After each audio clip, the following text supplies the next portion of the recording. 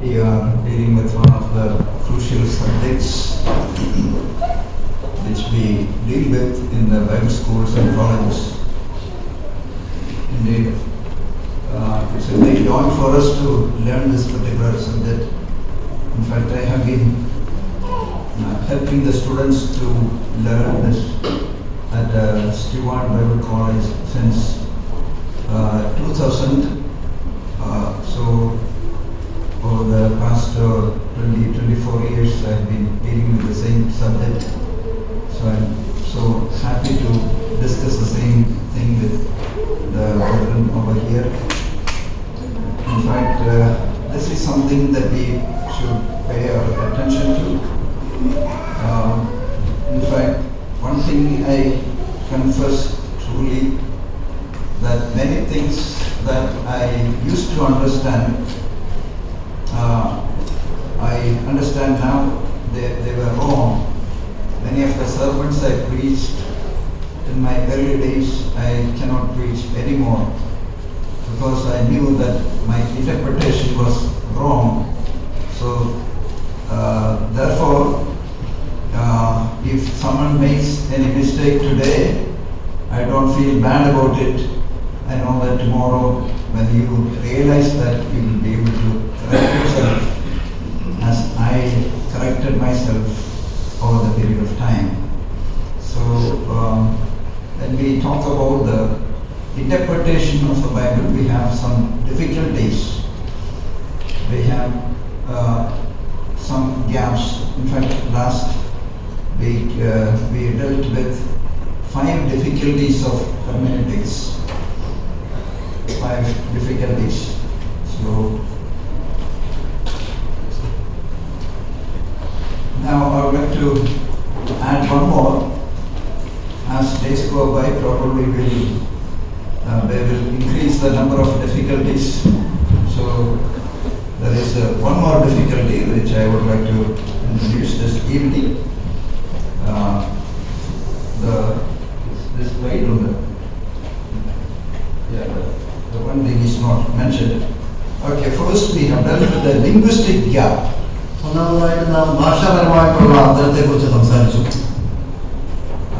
Bible was written, Old Testament was written in Hebrew and the New Testament was written in a particular Greek called Koine Greek, which was the common language of the people in those days. ആ കാലഘട്ടത്തിലുണ്ടായിരുന്ന യവനയിടയിലുണ്ടായിരുന്ന കൊയിനെ Greek എന്ന ഭാഷയിലാണ് പുതിയ നിയമം എഴുതിയത്. പഴയ നിയമം എബ്രായ ഭാഷയിലുമാണ് എഴുതപ്പെട്ടത്. Now, interestingly, Koine Greek is not a spoken language today. കൗതുകമെന്ന് പറയാം, ഈ കാലഘട്ടത്തിൽ കൊയിനെ ഗ്രീക്ക് ഭാഷ ഇന്ന് നമ്മൾ ഉപയോഗിക്കുന്ന ഒരു ഭാഷയല്ല. Therefore, സംസാര ഭാഷയല്ല.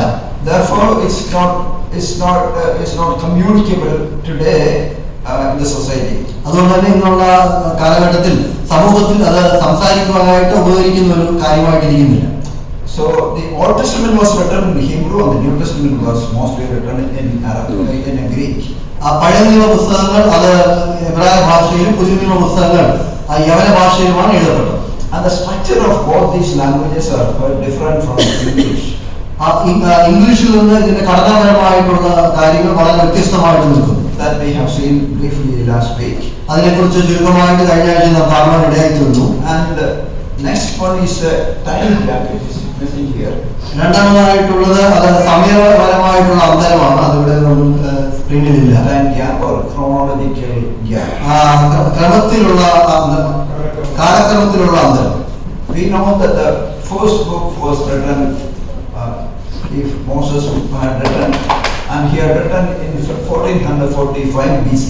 40 മുതൽ 45 BC വരെയാണ് മോശ എഴുതപ്പെട്ടു എന്ന് പറയുന്ന ഒന്നാമത്തെ പുസ്തകം. 1445 BC-ലാണ് ഒന്നാമത്തെ പുസ്തകം എഴുതപ്പെട്ടതായിട്ട് മോശ എഴുതിയതായിട്ട് നാം കരുതുന്നത്. Now again 2000 years over. Now almost 3,500 years elapsed. ഏകദേശം 3500 വർഷങ്ങൾ ഇപ്പോൾ കഴിഞ്ഞിരിക്കുന്നു. And now the author like Moses was not there. I mean, he's not here. എഴുത്തുകാരനായ മോശയെ പോലുള്ള ആളുകൾ ഇപ്പോൾ ഇല്ല. The recipients of those writings are not available today.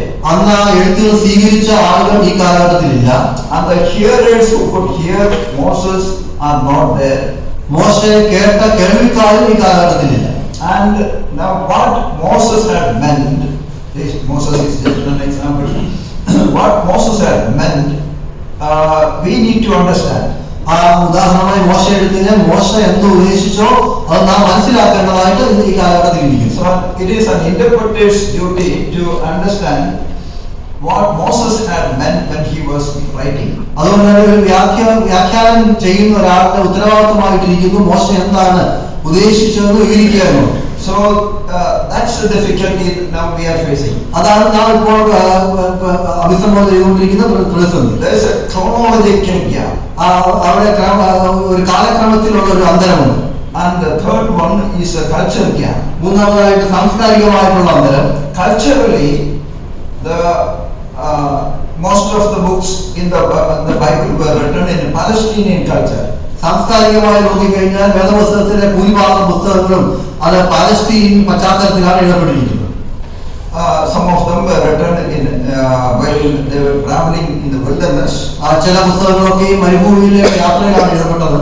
And people from various walks of life had written in different contexts, in different background, using their own lives, their own style of writing, their own background.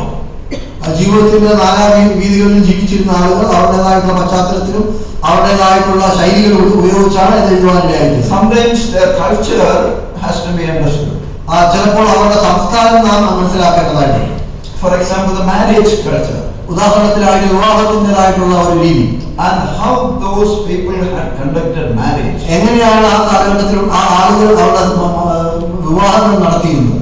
And then the exchange of money. അതുപോലെ തന്നെ പണസംബന്ധമായിട്ടുള്ള അതിന്റെ കൊടുക്കൽ വാങ്ങൽ വിനിമയം. And how the Old Testament, again, how in the Old Testament they exchanged money. വീണ്ടും അത് എങ്ങനെയാണ് പഴയ നിയമത്തിൽ അവർ പണം വിനിമയം ചെയ്യുന്നത്. They come to New Testament, how they had exchanged money. അതുപോലെ തന്നെ പുതിയ നിയമത്തിലേക്ക് വരുമ്പോൾ അവിടെ അവർ സാമ്പത്തിക കാര്യം എങ്ങനെയാണ് വിനിമയം ചെയ്യുന്നത്. Then the structure of houses. അതുപോലെ തന്നെ വീടുകളുടെ ഭവനങ്ങളുടെ ഘടനകൾ. How they built the houses. അവരെങ്ങനെയാണ് ഭവനങ്ങൾ പണിതിരുന്നത്. All these are very much important to understand biblical writings. ദൈവവചനത്തിന്റെ എഴുത്തുകൾ അടിസ്ഥാനപ്പെടുത്തി ഇതൊക്കെ നാം മനസ്സിലാക്കേണ്ടതായിട്ടുണ്ട്. For example, the book of Mark, chapter 2, verses 1 to 11, we have a miracle performed by our Lord Jesus Christ. ഉദാഹരണത്തിനായിട്ട് മർക്കോസിന്റെ സുവിശേഷം 2-ാം അധ്യായം 1 മുതൽ 11 വരെയുള്ള വാക്യങ്ങളിൽ കർത്താവ് ചെയ്ത ഒരു അത്ഭുതം നാം അവിടെ കാണുന്നു. There we read that the 4 men were carrying a paralytic man. അവിടെ നാം കാണുന്നു 4 ആളുകൾ അവിടെ പക്ഷവാതക്കാരനായ ഒരു വ്യക്തിയെ അവർ എടുത്തുകൊണ്ട് വരികയാണ്. We read that they opened the roof of the house and let the man, the bedridden man, be brought to the place where Jesus was speaking. അവിടെ വായിക്കുന്ന അവർ ആ വീടിന്റെ മച്ച ഇളക്കി ആ പക്ഷവാതക്കാരനായ മനുഷ്യനെ ആ കർത്താവ് സംസാരിച്ചുകൊണ്ടിരുന്ന നടുവിലേക്ക് കൊണ്ടുവന്നുകൊണ്ടാണ് വായിക്കുന്നത്. How will we explain this thing to the modern children who have never seen such houses? ഇന്നത്തെ പുതിയ കാലഘട്ടത്തിൽ അങ്ങനെയുള്ള ഭവനങ്ങൾ കണ്ടിട്ടില്ലാത്ത കുഞ്ഞുങ്ങളോട് നാം എങ്ങനെയാണ് ഈ കാര്യങ്ങൾ വിവരിച്ചു കൊടുക്കുക? Therefore, we need to know the background of these people. അതുകൊണ്ട് തന്നെ ഈ ആളുകളുടെ ഈ പശ്ചാത്തലം നാം മനസ്സിലാക്കേണ്ടതായിട്ടുണ്ട്. Culture is different.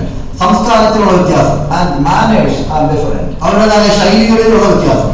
So then fourthly, the geographical gap. നാലാമതായിട്ട് അവരുടെ ഭൂമിശാസ്ത്രപരമായിട്ടുള്ള അന്തരം. This is also known as space gap. ഇത് ഒരു വലിയ ഒരു അന്തരത്തെ കുറിച്ചാണ് പറയുന്നത്. So we are living right now in Dubai. Otherwise we are in India. നാം ഇപ്പോൾ ആയിരിക്കുന്നത് ദുബായ് അല്ലെങ്കിൽ നാം ഇന്ത്യയിലാണ് ആകുന്നത്. And when Moses was writing his 5 books, Pentateuch, മോശ തന്റെ 5 പുസ്തകങ്ങൾ അതിൽ എഴുതുമ്പോൾ he was mostly in the wilderness. താൻ ആയിരുന്നത് മരുഭൂമിയിലായിരുന്നു. We need to know the wilderness journey, about the wilderness journey and the places he traveled. നമുക്ക് താൻ സഞ്ചരിച്ച വരൂ പ്രയാണവും അതിന്റെ കാര്യങ്ങളും നാം മനസ്സിലാക്കേണ്ടതായിട്ടുണ്ട്. So the maps that we have in the Bible toward the end is not given for us just to keep in the Bible. We need to open and see the maps we have. നമ്മുടെ വേദപുസ്തകത്തിന്റെ അവസാനത്തിലുള്ള മാപ്പുകൾ അത് നാം ആദ്യം അവിടെ വെക്കുവാനുള്ളതല്ല, അത് തുറക്കുകയും നോക്കുകയും ചെയ്യേണ്ടതായിട്ടുണ്ട്. Where all the people traveled, the children of Israel traveled. Israel ജനത എവിടെയൊക്കെ അവർ യാത്ര ചെയ്തു, where all they stopped, എവിടെയൊക്കെ അവർ നിർത്തി, what was the nature of those places, ആ സ്ഥലങ്ങളുടെയൊക്കെ പ്രകൃതം എന്തായിരുന്നു, and how long, how shortly they could travel from Egypt to Kadesh Barnea. മിസ്രൈമിൽ നിന്ന് കാദേശ് ബർണയിലേക്ക് അവർക്ക് എളുപ്പത്തിൽ എങ്ങനെ യാത്ര ചെയ്യും. And all these geographical structure needs to be understood. ഈ ഭൂമിശാസ്ത്രപരമായ കാര്യങ്ങളൊക്കെയും നാം മനസ്സിലാക്കേണ്ടതായിട്ടുണ്ട്. That will help us to interpret the Bible in a better way. അത് നമ്മളെ വേദപുസ്തകം നന്നായിട്ട് വ്യാഖ്യാനം ചെയ്യുവാൻ നമ്മളെ സഹായിക്കും. So there is a space gap or geographical gap. അതുകൊണ്ട് തന്നെ അവിടെ ഒരു ഭൂമിശാസ്ത്രപരമായിട്ടുള്ള ഒരു അന്തരം അവിടെ നാം കാണും. We also read about the Pauline missionary journeys, 3 missionary journeys. അപ്പോസ്തലനായ പൗലോസിന്റെ 3 മിഷണറി യാത്രകളെ കുറിച്ച് നാം കാണുന്നു. And also his Roman journey. അതുപോലെ തന്നെ റോമ സാമ്രാജ്യത്തിലേക്കുള്ള യാത്ര. What are the places he visited? താൻ ഏതൊക്കെ സ്ഥലങ്ങൾ സന്ദർശിച്ചു? And see the nature of the different terrain of those places. താൻ സഞ്ചരിച്ച സ്ഥലങ്ങളുടെയൊക്കെയും അവിടുത്തെ പ്രകൃതം അതിനെക്കുറിച്ചുള്ള വിവരണം. So it's better to understand the background, the geographical background. അതുകൊണ്ട് തന്നെ അതിന്റെ ഭൂമിശാസ്ത്രപരമായിട്ടുള്ള പശ്ചാത്തലം അത് അറിഞ്ഞിരിക്കുക എന്നുള്ളത് ഉത്തമമാണ്. Then also another gap called historical gap. മറ്റൊരു അന്തരം എന്നുള്ളത് ചരിത്രപരമായിട്ടുള്ള അന്തരമാണ്. And we know that in between the Old and New Testaments we have 400 years. നമുക്കറിയാം പുതിയ നിയമത്തിൽ പഴയ നിയമത്തിലും പുതിയ നിയമത്തിനും ഇടയിൽ 400 വർഷത്തെ അന്തരം ഉണ്ടെന്ന് നമുക്കറിയാം. Which is known as the silent years. അതിനെ നാം നിശബ്ദതയുടെ കാലഘട്ടം എന്ന് നാം വിളിക്കുന്നു. What was the importance of those days? എന്താണ് ആ കാലഘട്ടത്തിന്റെ പ്രത്യേകത? That was again learn more about the Maccabean period. അതിനെ മക്കാബിയൻ കാലഘട്ടം എന്നാണ് അതിനെ വിളിക്കുന്നത്. Again we know that the apocryphal books, most of the apocryphal books were written during those periods. അപ്പോസ്തലന്മാരുടെ അപ്പോക്രിഫ പുസ്തകങ്ങളൊക്കെ ആ കാലഘട്ടത്തിലാണ് എഴുതിയിരുന്നത്. We know that the apocryphal books means the hidden books or those books which are not canonical. ആ canonical അല്ലാത്തതായിട്ടുള്ള നമുക്ക് മറഞ്ഞിരിക്കുന്നതായിരിക്കുന്ന പുസ്തകം. In fact we believe in the 66 canonical books that we have in the Bible. They are inspired and authoritative. നാം വിശ്വസിക്കുന്നത് വേദപുസ്തകത്തിലുള്ള 66 ദൈവവിശ്വാസിമായ പുസ്തകങ്ങളാണ്. But the Roman Catholics they have some additional books. എന്നാൽ Roman കത്തോലിക്കർക്ക് അവർക്ക് അതിനകത്ത് ചേർന്ന് മറ്റു ചില പുസ്തകങ്ങളുമുണ്ട്. They are known as the apocryphal books. അതാണ് അപ്പോക്രിഫിക്കൽ ബുക്കുകൾ എന്ന് നാം വിളിക്കുന്നത്. These apocryphal books are not canonical. They are not God's word. അത് ഈ അപ്പോക്രിഫിക്കൽ പുസ്തകങ്ങൾ അത് ദൈവത്തിന്റെ വചനമായിട്ട് നാം കരുതുന്നില്ല. But it is good to read them. എന്നാൽ അത് വായിച്ചിരിക്കുന്നത് നല്ലതുമാണ്. Because we get some kind of historical background from it. കാരണം അതിൽ നിന്ന് ചില ചരിത്രപരമായിട്ടുള്ള അറിവുകൾ നമുക്ക് ലഭിക്കും. But sometimes they go wrong in some places. എന്നാൽ ചില സ്ഥലങ്ങളിൽ അത് തെറ്റായ രീതിയിലേക്ക് പോവുകയും ചെയ്യുന്നുണ്ട്. Therefore we should be careful in reading those books. അതുകൊണ്ട് തന്നെ പുസ്തകങ്ങൾ വായിക്കുന്നത് നാം വളരെ കരുതലുള്ളവരായിരിക്കണം. There's a so we need to know the Intertestament period in order to understand the New Testament gospel particularly in a better way. പുതിയ നിയമ പുസ്തകവും അതുപോലെ സുവിശേഷം പ്രത്യേകമായിട്ട് നാം മനസ്സിലാക്കുവാനായിട്ട് പഴയ നിയമത്തിന്റെയും പുതിയ നിയമത്തിന്റെയും ഇടയ്ക്കുള്ള ഈ കാലഘട്ടത്തെ കുറിച്ച് നമുക്ക് അറിവുള്ളവരായിരിക്കും. In the New Testament we read about the tower, what is that? The people who used to gather in the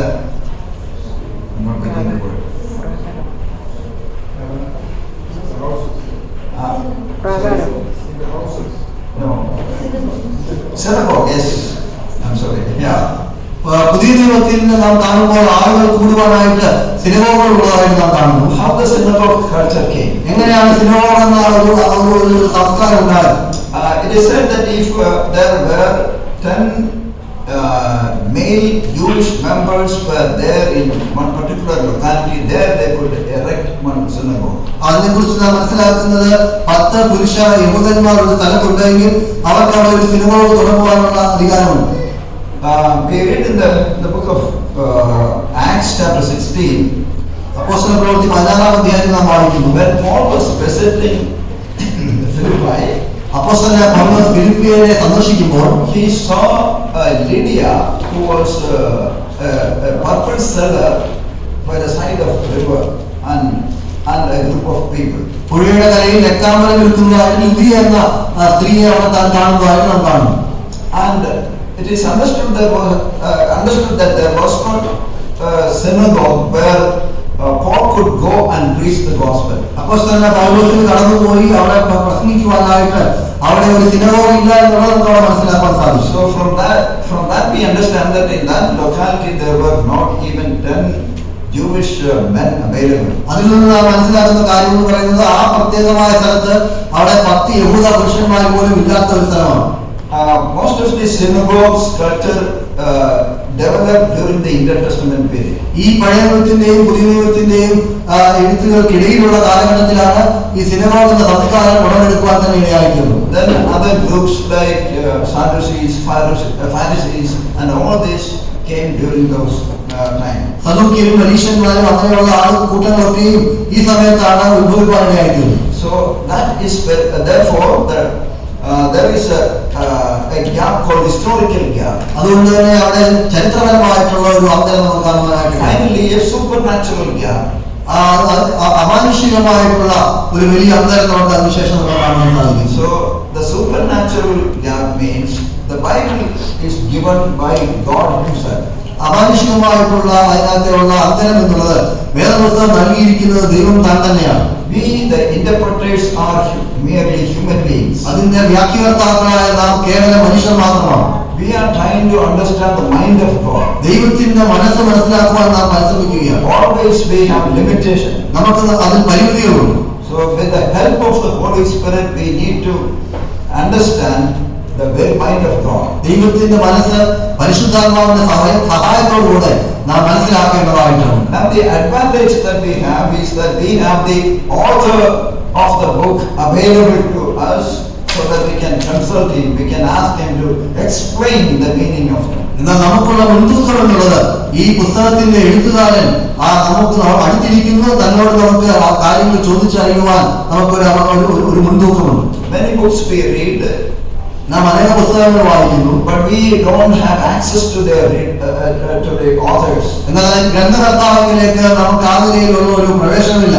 But as far as the Bible is concerned, we have the author who is available to us for our help. എന്നാൽ വേദപുസ്തക സംബന്ധമായി നോക്കുമ്പോൾ എഴുത്തുകാരൻ നമുക്ക് ആ നിലയിൽ ലഭ്യമായിട്ടുള്ള വ്യക്തിയാണ്. Now these are the 6 difficulties we face in interpretation of the scriptures. ദൈവവചനത്തിന്റേതായിട്ടുള്ള വ്യാഖ്യാനത്തിൽ നാം അഭിസംബോധന ചെയ്യുന്ന 5 പ്രത്യേകമായിട്ടുള്ള ബുദ്ധിമുട്ടുകളാണ് നാം ഇപ്പോൾ കണ്ടത്. Now when we come to the principles of Bible interpretation, വേദപുസ്തക വ്യാഖ്യാനത്തിന്റേതായിട്ടുള്ള തത്വങ്ങളിലേക്ക് നാം കടന്നു വരുമ്പോൾ there are some general principles and special principles. അവിടെ ചില പൊതുവായിട്ടുള്ള തത്വങ്ങളുമുണ്ട്, പ്രത്യേകമായി ബന്ധപ്പെട്ട തത്വങ്ങളുമുണ്ട്. Some general laws or principles are related to all kinds of literature that we have in the Bible. നമ്മുടെ വേദപുസ്തകത്തിൽ നൽകപ്പെട്ടിരിക്കുന്ന എല്ലാ വചനങ്ങൾക്കും വേണ്ടി പൊതുവായി നൽകപ്പെട്ട ചില നിയമങ്ങൾ അല്ലെങ്കിൽ ചില തത്വങ്ങൾ. We know that in the Bible we have discourses. വേദപുസ്തകത്തിൽ നമുക്ക് പ്രത്യേകമായിട്ടുള്ള പ്രഭാഷണങ്ങളുണ്ടെന്ന് നമുക്കറിയാം. We have narratives, വിവരണങ്ങളുണ്ടെന്നറിയാം. parables, അതുപോലെ തന്നെ ഉപമകൾ, types and antitypes. അതുപോലെ തന്നെ ദൃഢലും പൊരുളുമുണ്ട്. We have poetry, കവിതകളുണ്ട്. and we have different types of writings in the Bible itself. വേദപുസ്തകത്തിൽ വ്യത്യസ്തങ്ങളായ നിലയിൽ എഴുതപ്പെട്ടിരിക്കുന്ന കാര്യങ്ങളുണ്ട്. Interestingly, those writings are excellent even in the literature. ആ കൗതുകം എന്ന് പറയട്ടെ, അതൊക്കെയും ഏറ്റവും ഉത്തമമായ നിലയിലാണ് വേദപുസ്തകത്തിൽ നൽകിയിരിക്കുന്നത്. അതിന്റെ സാംസ്കാരികമായി തന്നെ സാഹിത്യപരമായി തന്നെ അതായിരിക്കുന്നത്. For example, the book of Job is a classic literature. ആ ഉദാഹരണത്തിന് യോബിന്റെ പുസ്തകം അത് വളരെ ഉത്തമമായിട്ടുള്ള ഒരു സാഹിത്യമാണ്. There was a time the Osmania University used to keep that book as their literature for MA English.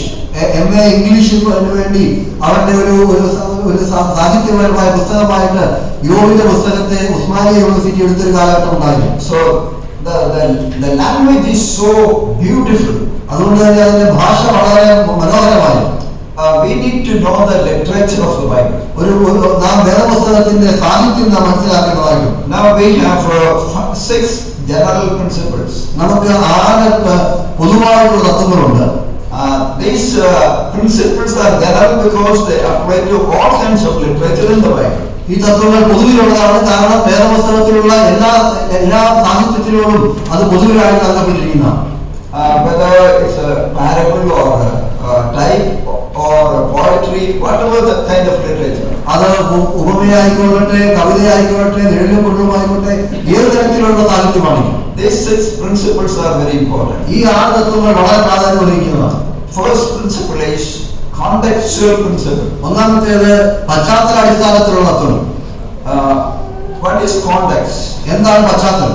The word context means con is with, text is a passage. Context എന്ന വാക്കിനെ അതിനെ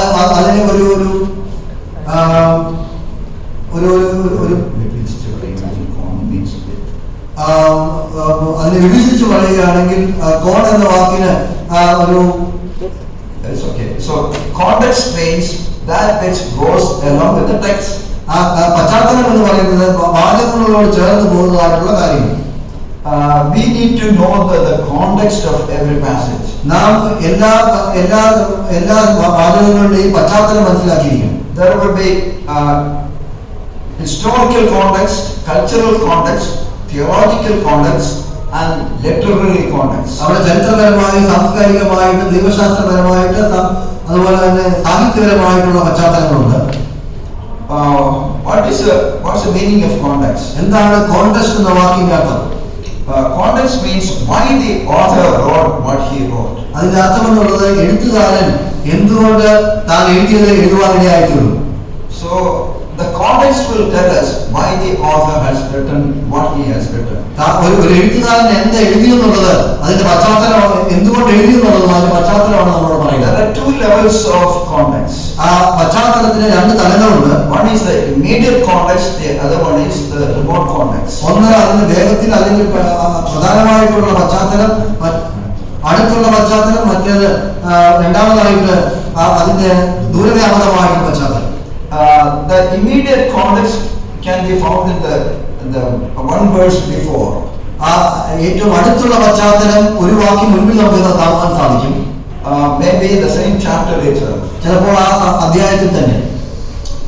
But the remote context may be in some other book. എന്നാൽ അതിന്റെ വലിയ രീതിയിലുള്ള ഒരു പശ്ചാത്തലം അത് ചിലപ്പോൾ വേറെ പുസ്തകത്തിലായിരിക്കും കാണുന്നത്. For example, in order to understand the book of Daniel, ഉദാഹരണത്തിന് നാം ദാനിയേലിന്റെ പ്രവചനം മനസ്സിലാക്കുവാൻ we need to understand the books of Kings and also Chronicles. അതുകൊണ്ട് നാം അത് മനസ്സിലാക്കുവാനായിട്ട് രാജാക്കന്മാരുടെ പുസ്തകവും തിരഞ്ഞെടുക്കാത്ത പുസ്തകവും നാം മനസ്സിലാക്കേണ്ടതായിട്ടുണ്ട്. So there we have the background and the context. അതിന്റെ പശ്ചാത്തലം നമുക്ക് അവിടെയാണ് കാണാൻ സാധിക്കും. But other passages in the Bible we can have the immediate context from the chapter itself or the previous chapter also. വേദപുസ്തകത്തിലെ ചില മറ്റുള്ള വാചകങ്ങളുടെ അർത്ഥം, അതിന്റെ പശ്ചാത്തലം അതിന്റെ തൊട്ടടുത്ത് തന്നെ നമുക്ക് ആ അധ്യായത്തിൽ തന്നെ കാണുവാനായിട്ട് സാധിക്കും. Sometimes there are some good study practices that will lead us to ignore the context. ചിലപ്പോൾ നല്ലതായിട്ടുള്ള ഒരു പഠന രീതി നമുക്ക് അതിന്റെ പശ്ചാത്തലത്തെ മറന്നു കളയാനുള്ള സാധ്യതകളുണ്ട്.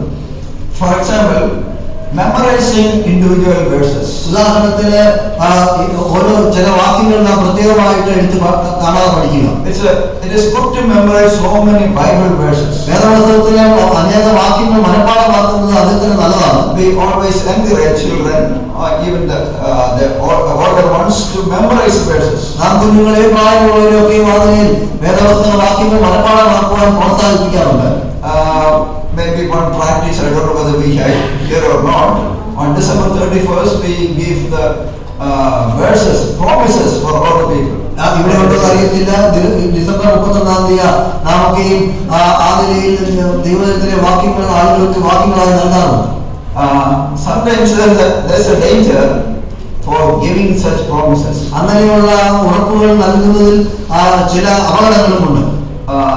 Some promises are not relevant to those who have received those promises. ആ ദൈവത്തിന്റെ ആ നിലയിലുള്ള ഉറപ്പുകൾ, ആ നിലയിൽ വാഗ്ദത്തങ്ങൾ they are not relevant. അത് ചിലപ്പോൾ അത് അത്ര പ്രാധാന്യമുള്ളതായിരിക്കില്ല. So I may receive a promise which is not related to me at all. ചിലപ്പോൾ എനിക്ക് ലഭിക്കുന്ന വാഗ്ദത്തങ്ങൾ അത് ഞാനുമായിട്ട് യാതൊരു നിലയിലും ബന്ധപ്പെട്ടതായിരിക്കില്ല. See, many of the promises in the Old Testament were given for the people of Israel, not for us, not for the church. പഴയ നിയമത്തിൽ നൽകപ്പെട്ടിരിക്കുന്ന അനേക വാഗ്ദത്തങ്ങൾ അത് Israel ജനതയ്ക്കുള്ളതായിരുന്നു, സഭയ്ക്കുള്ളതായിരിക്കില്ല. Most of the material blessings we find in the Old Testament that they were given for them.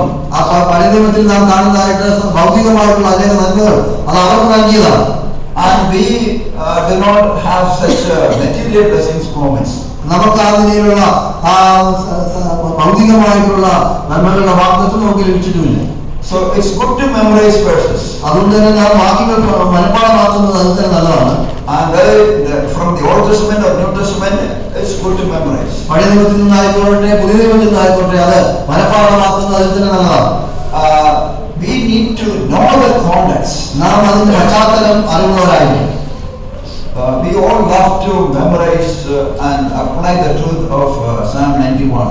സങ്കീർത്തനം 91 വാക്യങ്ങൾ ആദ്യം മനഃപ്പാഠമാക്കുവാൻ, അതിന്റെ സത്യങ്ങൾ മനസ്സിലാക്കുവാൻ നാം ഒക്കെ വളരെ ആഗ്രഹവും സന്തോഷമുള്ളവരാണ്. There we read about a lot of promises.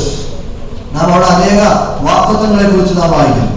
And before we sleep, if you are afraid, we memorize this. ചിലപ്പോൾ നാം ഉറങ്ങുന്നതിന് മുമ്പ് നാം ഭയത്തിലാണെങ്കിൽ നാം ചിലപ്പോൾ ഇതൊക്കെ മനഃപ്പാഠമാക്കാറുണ്ട്. When we are in trouble, when enemies are around us, we recite these. ചിലപ്പോൾ നാം പ്രതിസന്ധിയിലാകുമ്പോൾ, ശത്രു നമ്മുടെ ചുറ്റുപാടും വരുമ്പോൾ നമ്മൾ ഈ വാക്യങ്ങൾ വായിക്കാറുണ്ട്. But remember the context of this psalm. എന്നാൽ ഈ സങ്കീർത്തനത്തിന്റെ പശ്ചാത്തലം നാം മനസ്സിലാക്കണം.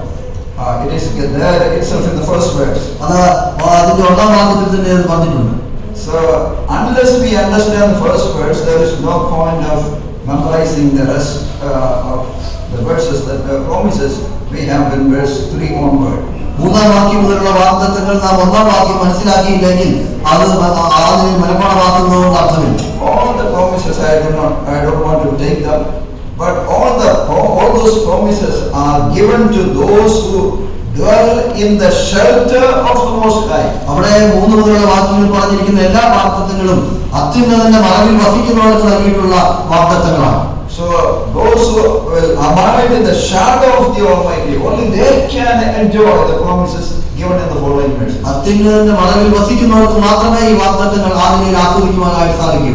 So those who do not dwell in the secret, in another version, in the secret place of the Most High, അത്യുന്നതനായ ദൈവത്തിന്റെ രഹസ്യ സ്ഥലങ്ങളിൽ വസിക്കാത്തവർക്ക് they cannot claim promises given in the following verses. അതിൽ തുടർന്ന് നൽകിയിട്ടുള്ള വാഗ്ദത്തങ്ങൾ അവർക്ക് അവരുടെ നിന്ന് പറയുവാനായിട്ട് സാധിക്കുകയില്ല. Let me take one example from the New Testament, Matthew's Gospel chapter 6 and verse 33.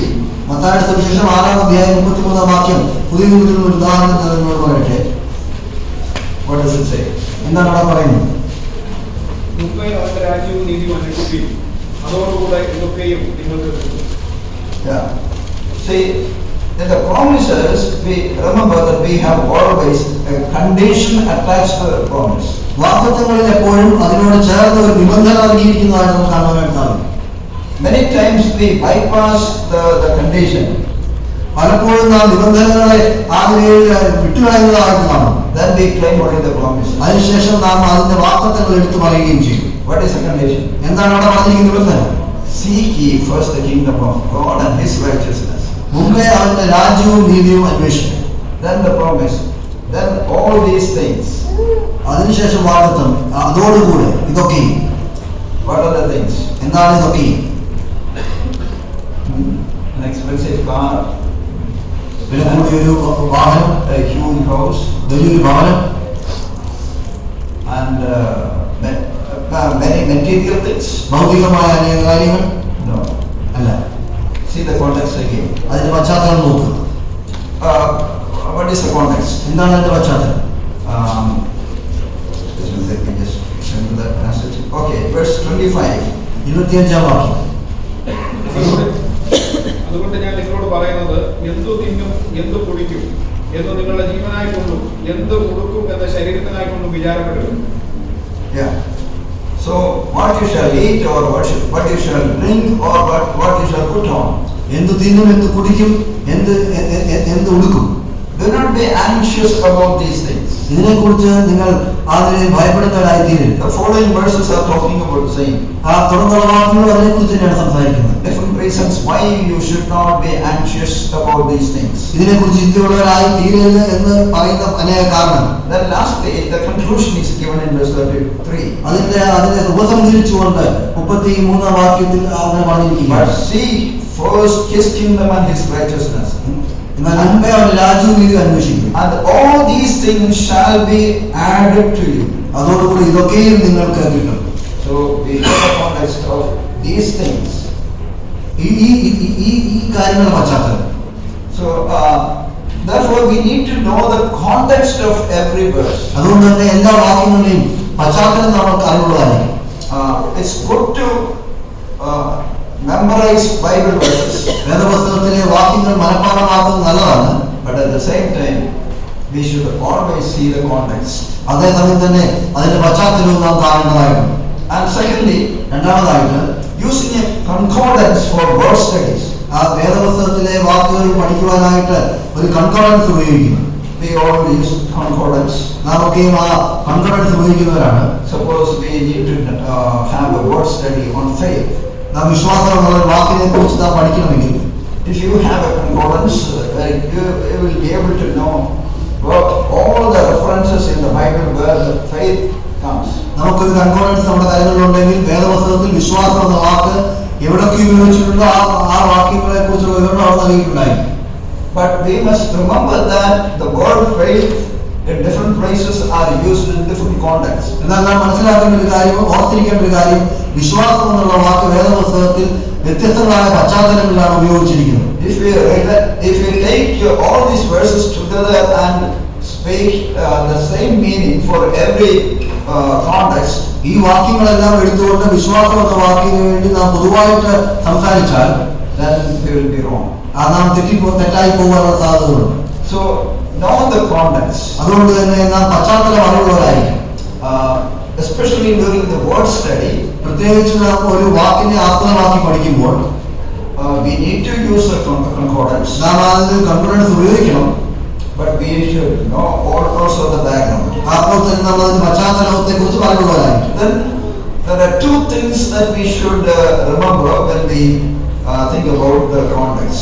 നാം പശ്ചാത്തലത്തെ കുറിച്ച് ചിന്തിക്കുമ്പോൾ നാം ഓർത്തിരിക്കേണ്ടതായിട്ടുള്ള രണ്ട് കാര്യങ്ങൾ. Do not come to a conclusion that there is no connection, there is no background. ഏതെങ്കിലും നിലയിലുള്ള ബന്ധം ഉണ്ടോ ഇല്ല എന്നുള്ള ഒരു ചിന്തയിലേക്ക് നാം വേഗത്തിൽ എത്തിപ്പെടരുത്. And secondly, do not make an unreal connection. അതുപോലെ തന്നെ ശരിയാവണ്ണം ബന്ധമില്ലാത്തടത്ത് ഒരു ബന്ധം ഉണ്ടാക്കുവാനായും നാം പരിശ്രമിക്കുകയും ചെയ്യും. These two things are to be taken care. ഈ രണ്ട് കാര്യങ്ങളും നാം പ്രത്യേകമായിട്ട് കരുതലുള്ളവരായിരിക്കും. Very often we hear from Zechariah chapter 13 verse 6. വളരെ ചുരുക്കം മാത്രമേ സെക്രട്ടറിയുടെ പ്രവചനം 13-ാം അധ്യായം 1 മുതൽ 7 വരെയുള്ള വാക്യങ്ങൾ നാം കേൾക്കാം. Very often we hear chapter 13 verse 6. വളരെ ധാരാളമായിട്ട് നാം കേൾക്കാറുണ്ട്. Let's read that verse. ആ വാക്യം നമുക്ക് വായിക്കാം. അന്നാളിൽ ദാവീദ് ഘടകത്തിനും യെരൂശലേം നിവാസികൾക്കും പാപത്തിന്റെയും മാലിന്യത്തിന്റെയും പരിഹാരത്തിനായി ഒരു കുറവ് തുറന്നിരിക്കും. Verse 46. എന്നാൽ അവനോട്, നിന്റെ കയ്യിൽ കാണുന്ന ഈ മുറിവുകൾ എന്ത് എന്ന് ചോദിക്കുന്നതിന് അവൻ, എന്നെ സ്നേഹിക്കുന്നവരുടെ വീട്ടിൽ വെച്ച് ഞാൻ അടികൊണ്ടതാകുന്നു എന്ന് ഉത്തരം പറയും. Let's also read verse 7. 7-ാം വാക്യം നമുക്ക് വായിക്കാം. വാളെ എന്റെ ഇടയന്റെ നേരെയും നിന്റെ കൂട്ടാളിയായ പുരുഷന്റെ നേരെയും ഉണരുക എന്ന് സൈന്യങ്ങളുടെ യഹോവയുടെ അരുളപ്പാട്. ആടുകൾ ചിതറിപ്പോകേണ്ടതിന് ഇടയനെ വെട്ടുക. ഞാൻ ചെറിയവരുടെ നേരെ കൈ തിരിക്കും. എന്നാൽ സർവ്വദേശത്തിലും 2/3 ഛേദിക്കപ്പെട്ട പ്രാണനകളും. So I heard so many people preaching from verse 6 and connecting with the crucifixion of Christ. ഞാൻ അനേകം പ്രസംഗിക്കുന്നത് കേട്ടിട്ടുണ്ട്. 6-ാം വാക്യത്തിൽ നിന്ന് അതിനെ ക്രൂശീകരണത്തോട് ബന്ധിപ്പിച്ച് പ്രസംഗിക്കുന്നതായി കേട്ടിട്ടുണ്ട്. Especially during the worship time, many read this verse and say that it is related to Jesus Christ. പ്രത്യേകിച്ച് ആരാധന സമയത്ത് അനേകർ ഈ വാക്യം വായിച്ചുകൊണ്ട് കർത്താവിന്റെ ക്രൂശീകരണവുമായി ബന്ധപ്പെട്ടിരിക്കുന്നു എന്ന് പറയുന്നതായി കേട്ടിട്ടുണ്ട്. In first reading, we tend to think that it speaks about the Lord. ആദ്യമായിട്ട് നമ്മൾ വായിക്കുമ്പോൾ നമുക്ക് അത് കർത്താവിനെ കുറിച്ചാണ് പറയുന്നതെന്ന് തോന്നാം. Says, what are these wounds between your arms? അവിടെ നാം കാണുന്നത് കയ്യിൽ കാണുന്ന ഈ മുറിവുകൾ എന്താണെന്ന് ചോദിച്ചതിന് What are these wounds between your arms? ഈ കരങ്ങളുടെ ഇടയിലുള്ള മുറിവുകൾ എന്ത്? Yeah, we know that Jesus was pierced through when he was being crucified. നമുക്കറിയാം കർത്താവ് അതിനെ ക്രൂശിക്കപ്പെട്ടപ്പോൾ അവന്റെ കരങ്ങളിൽ അവർ കുത്തി എന്ന് നമുക്കറിയാം. And from his chest the blood and water came. തന്റെ വിലാപ്പുറത്ത് നിന്ന് രക്തവും വെള്ളവും പുറപ്പെട്ടതായി നമുക്കാണ്. Wounds between his hands. തന്റെ കരങ്ങളുടെ ഇടയിലുള്ള മുറിവ്. Now the question is, does verse 6 relate to Jesus Christ? ഇപ്പോൾ ചോദ്യം എന്നുള്ളത് 6-ാമത്തെ വാക്യം കർത്താവുമായിട്ട് ബന്ധപ്പെട്ടിരിക്കുന്നു എന്നുള്ളതാണ്. No, it does not. അതിന് ഉത്തരം അതില്ല, അങ്ങനെയല്ല എന്നുള്ളതാണ്. What is the context? എന്താണ് അതിന്റെ പശ്ചാത്തലം? Can you read verses 4 and 5? 4-5 വാക്യങ്ങൾ വായിക്കുക. Sorry, verse 3 onward. 3 മുതൽ. ആരെങ്കിലും ഇനി പ്രവചിക്കുമ്പോൾ അവനെ ജനിപ്പിച്ച അപ്പനും അമ്മയും അവനോട് യഹോവയുടെ നാമത്തിൽ ഓർത്ത് സംസാരിക്കുന്നത് കൊണ്ട് നീ ജീവനോടെ ഇരിക്കുകയില്ല എന്ന് പറയുകയും അവനെ ജനിപ്പിച്ച അപ്പനും അമ്മയും അവൻ പ്രവചിക്കുകയും തന്നെ അവനെ കുത്തിക്കളയുകയും ചെയ്യും. അന്നാളിൽ പ്രവാചകന്മാർ പ്രവചിക്കുകയും ഒരുത്തൻ പ്രാധാന്യ ദർശനത്തെക്കുറിച്ച് ലജ്ജിക്കേണ്ടതിന് അവർ രോമമുള്ള മേലങ്കി ധരിക്കുകയുമില്ല. ഞാൻ പ്രവാചകനല്ല, കൃഷിക്കാരനത്രേ. എന്റെ ബാല്യത്തിൽ തന്നെ ഒരാൾ എന്നെ വിലയ്ക്ക് മേടിച്ചിരിക്കുന്നു എന്ന് അവൻ പറയും. Chapter 13 is talking about God cleansing Jerusalem. 13-ാം അധ്യായം സംസാരിക്കുന്നത് കർത്താവ് യെരുശലേമിനെ വിശുദ്ധീകരിക്കുന്നതിന് ബന്ധപ്പെട്ടാണ്. And the previous chapter 12 verse 10 onward. 12-ാം അധ്യായം 10 മുതലുള്ള വാക്യങ്ങളിൽ There in verse 10 we read, and I will pour out on the house of David and on the inhabitants of Jerusalem the spirit of grace and of supplication. ഞാൻ ദാവീദ് രാജാവിന്റെ യെരുശലേം നിവാസികളുടെ മേൽ കൃപയുടെയും യാചനകളുടെയും ആത്മാവിനെ പകരും. So that they will look on me whom they have pierced, and they will mourn for him as one mourns for an only son, and they will weep bitterly over him like the bitter weeping over a firstborn. തങ്ങൾ കുത്തിവെങ്കിലേക്ക് അവർ നോക്കും. ഏകജാതനെ കുറിച്ച് വിലപിക്കുന്നത് പോലെ അവർ അവനെ കുറിച്ച് വിലപിക്കും. ആദ്യജാതനെ കുറിച്ച് വ്യസനിക്കുന്നത് പോലെ അവർ അവനെ കുറിച്ച് വ്യസനിക്കും. When is it going to happen? എപ്പോഴാണ് ഇത് സംഭവിക്കുവാനായിട്ട് പോകുന്നത്? Toward the end of the tribulation period. ഇത് മഹാവീരന്റെ കാലത്തിന്റെ അവസാനത്തേക്കാണ് സംഭവിക്കുന്നത്. And when the Israel will be defeated at the Armageddon war. Armageddon യുദ്ധത്തിൽ ഇസ്രായേൽ ജനത ആദിയിൽ പരാജിതരായി കഴിയുമ്പോൾ And now the Messiah will appear. അതിനുശേഷം മശിഹ അവിടെ പ്രത്യക്ഷപ്പെടുക. And they will look unto him. അവൻ അവനിലേക്ക് നോക്കും. And there will be a national repentance. അവിടെ ഒരു വലിയ പൊതുവായിട്ടുള്ള ഒരു മനസ്താവും ഏറ്റുപറച്ചിൽ As the കാണാൻ. millennium begins, അതിന് സഹസ്രാബ്ദവാഴ്ച തുടങ്ങുന്നു. God will pour his spirit upon all people. ആ ദൈവം തന്നെ ആത്മാവിനെ അവരുടെ മേൽ പകരും. And Joel chapter 2 verses 28 onward will be fulfilled in those days. യോവേൽ 2-ാം അധ്യായം 28 മുതലുള്ള വാക്യങ്ങൾ അവിടെ ആദിയിൽ പൂർത്തീകരണത്തിലേക്ക് എത്തും. And it is in this context we read, ഈ പശ്ചാത്തലത്തിലാണ് വായിക്കുമ്പോൾ there will be false prophets who will be ashamed of their prophecies. അവിടെ കള്ളപ്രവാചകന്മാർ അവരുടെ പ്രവചനത്തെ കുറിച്ച് ലജ്ജിച്ചു പോകുന്നതായിട്ട് നാം കാണുന്നു. We have read in verse 3 chapter 13. 13-ാം അധ്യായം 3-ാം വാക്യത്തിൽ വായിക്കുന്നു. Last we have read, and his father or mother who gave birth to him will pierce him through when he prophesies. അവനെ ജനിപ്പിച്ച അപ്പനും അമ്മയും അവൻ പ്രവർത്തിക്കുന്നതിൽ തന്നെ അവനെ കുത്തിക്കളയുകയും ചെയ്യും.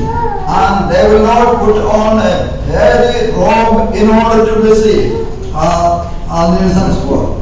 അന്നാണ് പ്രവാചകൻ പ്രവചിക്കാൻ ഓരോരുത്തർ സാധാരണ ദർശനത്തെ ലജ്ജിക്കും, രോഗമുള്ള വേലയ്ക്ക് ധരിക്കുകയില്ല. And the prophet's robe would not be worn by those people. ആ പ്രവാചകന്മാരുടെ മേലങ്കി ധരിക്കുകയില്ല എന്നുള്ള കാണുന്നു. Verse 5, they will deny that they were a prophet. അഞ്ചാം വാക്യത്തിൽ അവർ പ്രവാചകനല്ല എന്നവിടെ കാണുന്നു. Again, it's a lie that they are saying. അവർ പറയുന്നത് കള്ളമാണ്. And then verse 6, and one will say to him, to whom? ആറാം വാക്യത്തിൽ ഒരുവൻ അവരോട് പറയും, ആരോട്? To the false prophet, കള്ളപ്രവാചകനോട്, who denies himself as a prophet, തന്നെ തന്നെ ഒരു പ്രവാചകൻ തള്ളി പറയുന്നവനാണ്. who was pierced by either his father or mother. തന്റെ മാതാവിനോട് പിതാവിനെ കുത്തിക്കളഞ്ഞവനാണ്. What are these bones between your arms? എന്താണ് നിങ്ങളുടെ രണ്ട് കരത്തിന് നടുക്കുള്ള മുറിവ്? So verse 6 is talking about the false prophet. ആറാമത്തെ വാക്യം അത് സംസാരിക്കുന്നത് അതൊരു കള്ളപ്രവാചകനെ കുറിച്ചാണ് സംസാരിക്കുന്നത്. So we should never tell that this verse is talking about our Lord. അതുകൊണ്ട് തന്നെ ഈ വാക്യം കർത്താവിനെ കുറിച്ചാണ് പറയുന്നത് ഒരിക്കലും പറയുവാൻ പാടില്ല. Well, I must confess that there were times that I interpreted verse 6 as referring to Christ.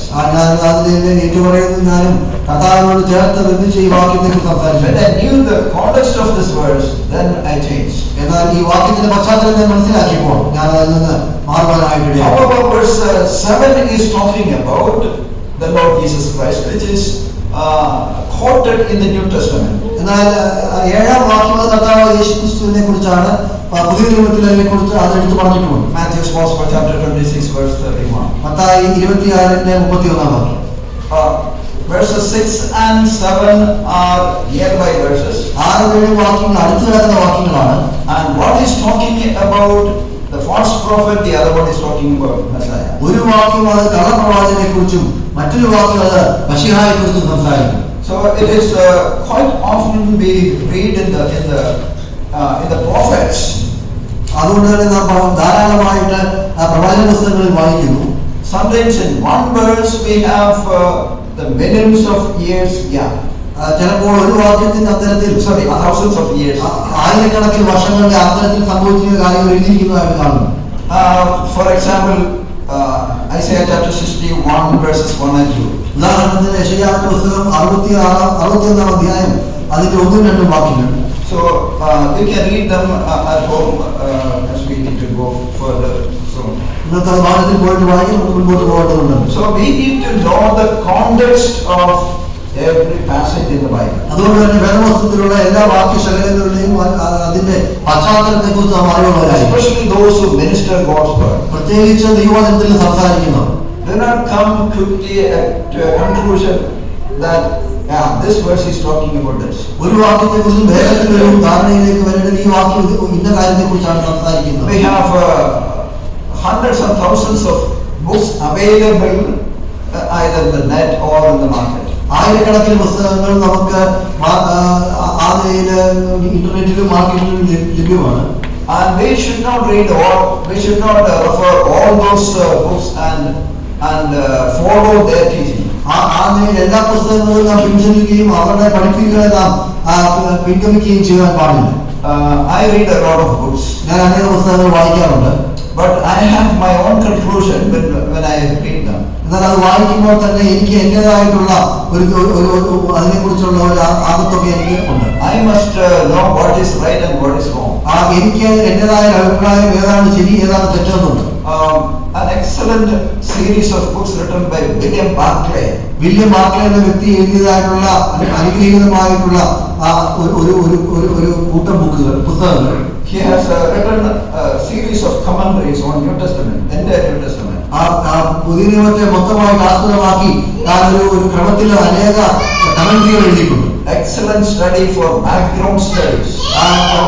പിന്നാമ്പുറം പശ്ചാത്തലം പഠിക്കുവാനായിട്ട് ഏറ്റവും ഉത്തമമായിട്ടുള്ള പഠനം. But he is a liberal scholar. എന്നാൽ താൻ വളരെ വിശാലതയിൽ ചിന്തിക്കുന്ന ഒരു Liberal scholar. ലിബറലായിട്ട് വിശാലമായിട്ട് കാര്യങ്ങൾ എടുക്കുന്ന ഒരു സ്കോളറാണ്. Most of the liberal scholars don't believe in the virgin birth of Christ, the miracles of Christ, the physical resurrection of Christ. ആ കർത്താവായ യേശുക്രിസ്തുവിന്റെ ആ അത്ഭുതങ്ങളെ കുറിച്ചോ ആ കന്യകയിൽ നിന്ന് താൻ ജാതനായതെന്നോ അങ്ങനെയുള്ള കാര്യങ്ങൾ ഇതിൽ വിശാലമായ രീതിയിൽ കാര്യങ്ങളെ എടുക്കുന്ന ഒരു സ്കോളർ അതിനെ കുറിച്ച് ചിന്തിക്കുന്നില്ല. So the liberal scholars are like that. അതുകൊണ്ട് തന്നെ ലിബറൽ സ്കോളേഴ്സ് ആയിട്ടുള്ള ആളുകൾ അങ്ങനെയാണ്. So we should be careful when we read William Barclay's commentaries. അതുകൊണ്ട് തന്നെ വില്യം ബാർക്ലേയുടേതായിട്ടുള്ള കമന്ററീസ് നാം വായിക്കുമ്പോൾ നാം വളരെ കരുതലുള്ളവരായിരിക്കും. We should be careful when we read his books. അതുകൊണ്ട് തന്നെ തന്റെ പുസ്തകങ്ങൾ വായിക്കുമ്പോൾ നാം കരുതലുള്ളവരായിരിക്കും. And he also tend to believe that salvation can be lost. താൻ അപ്പോൾ തന്നെ താൻ വിശ്വസിക്കുന്നു രക്ഷ നഷ്ടപ്പെടാം. But his Paul studies are good. എന്നാൽ തന്റെ വാക്കുകൾ എടുത്തുള്ള പഠനം അത് വളരെ നല്ലതുമാണ്. But we should be careful. എന്നാൽ നാം വളരെ ശ്രദ്ധയോടെയായിരിക്കും. This is just one example. There are other writers. ഇതൊരു ഉദാഹരണം മാത്രമാണ്, അനേക എഴുത്തുകാർ പോലുണ്ട്. Okay. Now the second principle is literal principle. രണ്ടാമത് സാഹിത്യപരമായിട്ടുള്ള തത്വം. First is contextual principle. Second one is literal principle. ഒന്നാമത് പശ്ചാത്തല അടിസ്ഥാനത്തിലുള്ള തത്വങ്ങൾ, രണ്ടാമത് സാഹിത്യ അടിസ്ഥാനത്തിലുള്ള തത്വങ്ങൾ. When we speak of literal interpretation, നാം സാഹിത്യപരമായിട്ടുള്ള ഒരു വ്യാഖ്യാനത്തെ കുറിച്ച് സംസാരിക്കുമ്പോൾ, അക്ഷരപ്രതിയുള്ള വ്യാഖ്യാനം സംസാരിക്കുമ്പോൾ we mean taking the language in its normal sense. നാം ആ ഭാഷയെ അതിൻ്റെതായിട്ടുള്ള സാധാരണമായിട്ടുള്ള അർത്ഥത്തിൽ എടുക്കുന്നു. Accepting it at face value. അതിൻ്റെതായിട്ടുള്ള കാര്യങ്ങളെ മുഖവരയ്ക്ക് നാം എടുക്കുന്നു. As if the writer is communicating in the ways that people normally communicate. ആ എഴുത്തുകാരൻ നാം സാധാരണയായി സംസാരിക്കുന്ന രീതിയിലാണ് പറയുന്നുള്ള ചിന്തയിലൂടെ. So in the Bible also, when we read the Bible passages, we should take it in a normal sense. അതുകൊണ്ട് തന്നെ വേദപുസ്തകത്തിലെ ഭാഗങ്ങൾ നാം വായിക്കുമ്പോൾ അതിനെ വളരെ സാധാരണമായിട്ട് നാം എടുക്കണം. And it should be literally interpreted. നാം അതിനെ അക്ഷരം പ്രതി വ്യാഖ്യാനിക്കണം. As one person has put it, when the plain sense of scripture makes common sense, seek no other sense. ഒരു വ്യക്തി ഇങ്ങനെ പറയുവാനായിട്ടിടയായി തീർന്നു, വേദപുസ്തകത്തിലെ വാക്കുകൾ വളരെ തുറന്ന രീതിയിൽ സാധാരണമായി നാം എടുക്കുമ്പോൾ അതൊരു ശരിയായിട്ടുള്ള അർത്ഥത്തിൽ നമുക്ക് എടുക്കുവാനായിട്ട് സാധിക്കും. Always seek the literal sense. എപ്പോഴും അതിന്റെ അക്ഷരാടിസ്ഥാനത്തിൽ അതിനെ ഉൾക്കൊള്ളുന്നു. An interpreter should look into the literal meaning of the text first. ഒരു വ്യാഖ്യാതാവ് ആ വാചകത്തിന്റെ അക്ഷരാടിസ്ഥാനത്തിൽ അതിനെ ആദ്യം ഉൾക്കൊള്ളണം. But at the same time, he should know that there are figures of speech used in the Bible. അപ്പോൾ തന്നെ മനസ്സിലാക്കിയിരിക്കണം ആലങ്കാരിക ഭാഷയും വേദപുസ്തകത്തിൽ ഉപയോഗിച്ചിട്ടുണ്ട്. There are many figures of speech. അനേകം അലങ്കാരിക ഭാഷകൾ. That itself is a big study. അതിൽ തന്നെ വലിയൊരു പഠനമാണ്. And we will not be able to cover all of them. അതെല്ലാം നമുക്ക് അതിൽ ചിന്തിച്ചു തീർക്കുവാൻ സാധിക്കും. We will discuss a few of them in the later classes. ദൈവം അനുവദിക്കുന്നതിന് മുമ്പുള്ള അടുത്ത വരുന്ന സമയത്ത് നമ്മൾ അതിനെക്കുറിച്ച് ചില കാര്യങ്ങൾ ചിന്തിക്കാം. So we need to know some of the most important figures of speech to interpret certain passages. ചില ഭാഗങ്ങൾ നാം വ്യാഖ്യാനിക്കുവാനായിട്ട് അവിടെ ഉപയോഗിച്ചിരിക്കുന്ന ആലങ്കാരിക ഭാഷയെ നാം മനസ്സിലാക്കേണ്ടതായിട്ടുണ്ട്. What do we need to know in a literal interpretation? അക്ഷര പ്രതിയായിട്ടുള്ള വ്യാഖ്യാനത്തിൽ നാം മനസ്സിലാക്കേണ്ടതായിട്ടുള്ള കാര്യങ്ങൾ എന്തൊക്കെയാണ്? Number one, words change the meaning over a period of time. ഒന്നാമതായിട്ട് വാക്കുകൾ അതിന്റെ അർത്ഥം കാലങ്ങൾ കഴിയുന്നതോറും മാറിക്കൊണ്ടിരിക്കും. I'm talking about the translations or various versions that we use. ഞാൻ സംസാരിക്കുന്നത് നാം ഉപയോഗിക്കുന്ന വ്യത്യസ്തങ്ങളായിട്ടുള്ള വിവർത്തനങ്ങളെ കുറിച്ചാണ്. We know that the King James version was translated in 1611. നമുക്കറിയാം കിങ് ജെയിംസ് വേർഷൻ അത് പരിഭാഷപ്പെടുത്തിയത് 1101 616 Now after almost 4 or 5 centuries, ഏകദേശം 5 നൂറ്റാണ്ടുകൾക്ക് ശേഷം the meaning of many words are changed. വാക്കുകൾ പലതിന്റെയും അർത്ഥങ്ങൾ മാറിയിട്ടുണ്ട്. So not only it's a good translation, No doubt it's a good translation. അത് നല്ല പരിഭാഷയാണെന്നതിന് മറ്റൊരു തർക്കമില്ല. At the same time, we should know that there are words which are irrelevant today. അപ്പോൾ തന്നെ നാം മനസ്സിലാക്കണം ഈ കാലഘട്ടത്തിൽ അപ്രസക്തമായിട്ടുള്ള വാക്കുകളും ഉണ്ട്. If anyone has an old King James version, ആർക്കെങ്കിലും ഒരു പഴയ KJV വേർഷൻ ഉണ്ടെങ്കിൽ please read Mark's Gospel chapter 10 verse 14. മർക്കോസിന്റെ സുവിശേഷം 10-ാം അധ്യായം 14-ാം വാക്യം വായിക്കും.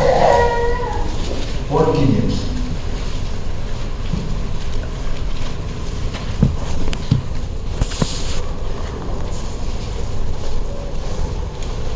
But when Jesus saw it, he was much displeased. He said to them, "Suffer little children to come unto me, Yes. not, for of such is the kingdom of God."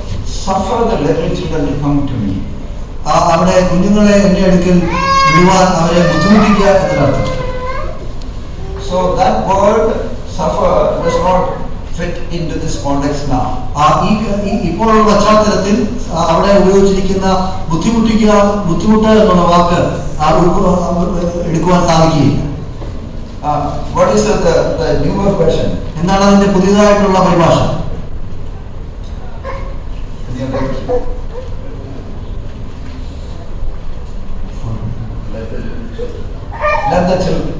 Let the children come to me, or permit the little children to come to me. Right? അവിടെ കുഞ്ഞുങ്ങളെ എന്റെ അടുക്കൽ വിടുവാൻ അനുവദിക്കുക എന്നാണ് പറഞ്ഞത്. Permit. അനുവദിക്കുക. So that is the real meaning. അതാണ് അതിന്റെ ശരിയായിട്ടുള്ള അർത്ഥം.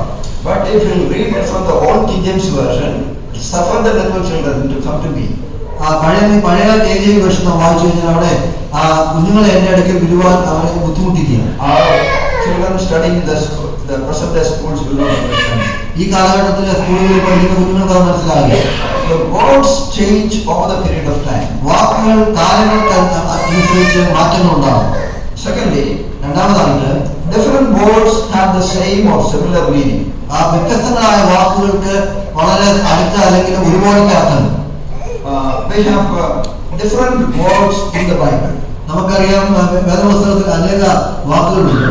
They have maybe different words are used to communicate the same meaning, same idea. ചിലപ്പോൾ ഒരേ കാര്യം ഒരേ ഉദ്ദേശം തന്നെ വിവരിക്കുവാനായിട്ട് പല വാക്കുകൾ ഉപയോഗിച്ചിരിക്കുന്നതായിട്ട് നമുക്ക് കാണാനായിട്ട് സാധിക്കും. Thirdly, മൂന്നാമതായിട്ട് God used human words to reveal His truth. ദൈവത്തിൻ്റെതായിട്ടുള്ള സത്യങ്ങൾ നമുക്ക് വെളിപ്പെടുത്തുവാനായിട്ട് മാനുഷികമായ വാക്കുകൾ ദൈവം ഉപയോഗിക്കുന്നതായിട്ട് കാണും. Some people tend to believe that God has spoken in a heavenly language. No. ചില ആളുകൾ വിശ്വസിക്കുന്നത് ദൈവം സ്വർഗീയമായ ഭാഷയിൽ മാത്രമാണ് സംസാരിച്ചതാണ്. No, God spoke in a common man's language. ഒരിക്കലുമല്ല, ദൈവം സാധാരണ മനുഷ്യന്റെ ഭാഷയിൽ സംസാരിക്കും. He wanted to communicate a message to us. നമ്മളോട് ഒരു സന്ദേശം നൽകുവാനാണ് ആഗ്രഹിക്കുന്നത്. And therefore He used the common man's language so that all could understand. അതുകൊണ്ട് തന്നെ അവൻ സാധാരണ മനുഷ്യന്റെ ഭാഷ ഉപയോഗിക്കുന്നു, കാരണം എല്ലാവർക്കും അത് മനസ്സിലാവും. At the same time, we should remember that even when the common words are used, some words are used in a technical way. അങ്ങനെ ഉള്ളപ്പോൾ തന്നെ നാം മനസ്സിലാക്കണം, സാധാരണ ഭാഷയിലാണ് ദൈവം പല കാര്യങ്ങളും പറഞ്ഞിരിക്കുന്നെങ്കിലും ചില വാക്കുകളൊക്കെ അതിന്റെ വളരെ സാങ്കേതികമായിട്ടാണ് ഉപയോഗിച്ചിരിക്കുന്നത്. For example, very often we use the word inspiration. ഉദാഹരണത്തിനായിട്ട് നാം പലപ്പോഴും ഉപയോഗിക്കുന്ന വാക്കാണ് വിശ്വാസം. What do we mean by inspire today in this today's context? എന്താണ് ഈ കാലഘട്ടത്തിൽ ആ നിലയിൽ പ്രേരിപ്പിക്കുക എന്നുള്ളതുകൊണ്ട് ഉപയോഗിക്കുന്നു. Yeah. So in today's context, it means I'm inspired to speak. അതിന്റെ ഈ കാലഘട്ടത്തിൽ എന്റെ വാക്കെന്ന് പറഞ്ഞാൽ ഒരാളെ അതിനായി പ്രേരിപ്പിക്കുക എന്നർത്ഥം. Or I'm moved to speak. അല്ലെങ്കിൽ ഞാൻ അതിൽ സംസാരിക്കുവാനായിട്ട് ഞാൻ അത് നിർബന്ധിതനായി എന്നർത്ഥമാണ്. But when it is spoken about the scripture as the inspired word of God, എന്നാൽ ദൈവത്തെ കുറിച്ച് ദൈവവിശ്വാസ്യമായ വചനം എന്ന് പറയുമ്പോൾ what does it mean? എന്താണ് അതിന്റെ അർത്ഥം? Inspiration means God superintending the human authors of the Bible. അതിലെ ദൈവം വിശ്വാസ്യമായി എന്ന് പറയുമ്പോൾ ദൈവ നിയന്ത്രണത്തിൽ ആ എഴുത്തുകാരായിരുന്നു എന്നുള്ള അർത്ഥമാണ്. So that while the writers were writing the scriptures using their own language, their own style, their own background, they could communicate, they could write the scriptures without errors, without mistake. അതുകൊണ്ട് തന്നെ ആ എഴുത്തുകാർ ആ ഭാഷ അവരുടെ ശൈലിയും പശ്ചാത്തലവും അവരുടെ എല്ലാം ഉപയോഗിച്ചുകൊണ്ട് എഴുതുമ്പോൾ തന്നെ അതിൽ തെറ്റുകളില്ലാതെ ഇരിക്കുന്നു. As we have remembered last week, കഴിഞ്ഞ ആഴ്ച ഓർത്തതുപോലെ Bible is both divine and human. വേദപുസ്തകം തികച്ചും ദൈവികവും അതുപോലെ മാനുഷികവുമാണ്. So we talk about the author of the Bible as the Holy Spirit. അതുകൊണ്ട് തന്നെ വേദപുസ്തകത്തിന്റെ എഴുത്തുകാരനായിരുന്ന പരിശുദ്ധാത്മാവിനെയാണ് കാണുന്നത്. And also we talk about the authorship of human writers. We talk about the authorship of human writers. അതുപോലെ തന്നെ നാം മാനുഷിക എഴുത്തുകാരുടെ എഴുത്തിനെ കുറിച്ച് നാം സംസാരിക്കുന്നു. The Bible has these two natures, വേദപുസ്തകത്തിന് ഈ രണ്ട് സ്വഭാവ സവിശേഷതകളുണ്ട്, divine and human. ദൈവികവും മാനുഷികവും. So also the incarnate word, അതുപോലെ തന്നെ മനുഷ്യരുടെ അടുത്ത ദൈവവചനം, and he is also divine and human. അവൻ ദൈവവുമാണ് മനുഷ്യനുമാണ്. Perfect man and perfect God. സമ്പൂർണ്ണ മനുഷ്യനും സമ്പൂർണ്ണ ദൈവവും. So we need to know these attributes for the Bible. വേദപുസ്തകത്തിന്റെ ഈ സവിശേഷതകൾ നാം അറിയുവാനായിരിക്കും. God used the human words to communicate His message to us. At the same time, words are used sometimes in a technical way. ദൈവത്തിൽ നമ്മുടെ മനുഷ്യന്റെ വാക്കുകൾ ഉപയോഗിച്ചുകൊണ്ട് മനുഷ്യരോട് സംസാരിക്കുവാനായിട്ട് ശ്രമിക്കും. എന്നാൽ അപ്പോൾ തന്നെ താൻ സാങ്കേതികമായിട്ടും ആ വാക്കുകൾ ഉപയോഗിക്കും. Another common words that common word we use, മറ്റൊരു നാം സാധാരണമായി ഉപയോഗിക്കുന്ന ഒരു വാക്ക് justification. നീതീകരണം. When we say justify today, ഈ കാലഘട്ടത്തിൽ നാം നീതീകരിക്കപ്പെടുക എന്ന് പറയുമ്പോൾ, so we say, suppose we tell someone, don't justify yourself. What do we mean by that? നാം ആരോടെങ്കിലും നിങ്ങളെ നീതീകരിക്കരുത് എന്ന് പറയുമ്പോൾ എന്താണ് ഉൾക്കൊള്ളുന്നത്? നീതീകരിക്കുന്നത് എന്താണ് ഉൾക്കൊള്ളുന്നത്? Not in the sense the scripture is using the word. വേദപുസ്തകം പറഞ്ഞ ഏതെങ്കിലും ഉപയോഗിച്ചു ആ ഒരു അർത്ഥത്തിലല്ല നാം അതിനെ ഉപയോഗിക്കുന്നത്.